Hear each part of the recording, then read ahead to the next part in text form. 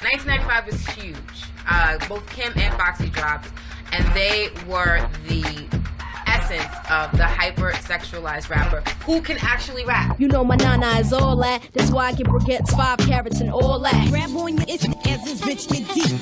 Deeper than the pussy of a bitch 6 feet. What did she say? What? Word? Like, what? He was a female MC talking about her nana. At first, I was concerned. I mean, I was just as shocked as the rest of the world when little Kim came out. And then it was like, oh, okay, this is something that needs to be said. If it didn't, no one would listen. And guess what? Everyone's listening. Kim and Foxy were the, sexual revolution of hip-hop. You had the Notorious B.I.G., He molded Kim a certain way. He made her be the woman that men wanted, the male fantasy. Kim was the ultimate male fantasy because not only could you get her and she'd put it on you, but you could kind of own her. That strengthened the male fantasy. The pleasure principle, but the man can still rule with an iron hand, is appealing to almost every man on the planet. Whereas Foxy is like, you ain't my daddy, you know what I'm saying? Let me do me, I'll ride with you, but we're here, you get paid, I get paid. She was fearless.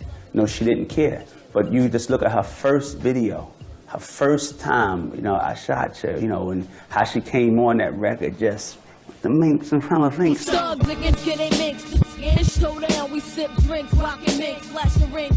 mean, that year, 1995, to have these two women come on the scene, both looking amazing, both putting their sexuality in your face, on your TV screen, all day without shame, that was a moment of change in hip-hop. And when that happened and it was able to sell the way that it sold, that was like, okay, that's the formula. That's when we really began to get this prototype of what a female MC is and should be.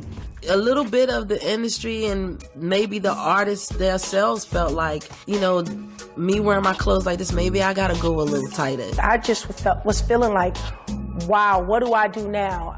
Do people really want to hear Black Pearl right now when she's swallowing a Coke bottle with her kitty cat? I just remember sitting down, writing lyrics, balling them up, trying to be more sexy, trying to write something that trying to find that happy medium where I didn't compromise who I was as a person.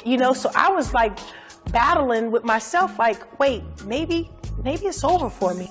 Being a female in the industry, you were encouraged to show a little more leg, a little more ass, a little more whatever. It was pressure. If you got an artist that could come out and have on a 2-piece and then somebody come out with baggy clothes on, it's like, do I really want to go on stage behind that artist? But I don't want somebody to tell me you need to lose weight so you can look like this, or, that's going to make me not lose weight because you're telling me I have to. No, well, I'm going to be this big for a couple more months until I get ready. In the 90s when, hip-hop really started to be a commodity, a business, and understanding, I guess, as we do in everything else, that sex sells. And taken out of the individualism and more of the marketing and molding and being like, okay, what can we do to exactly make this a product? There are precedents for the silence of women just as hypersexualized bodies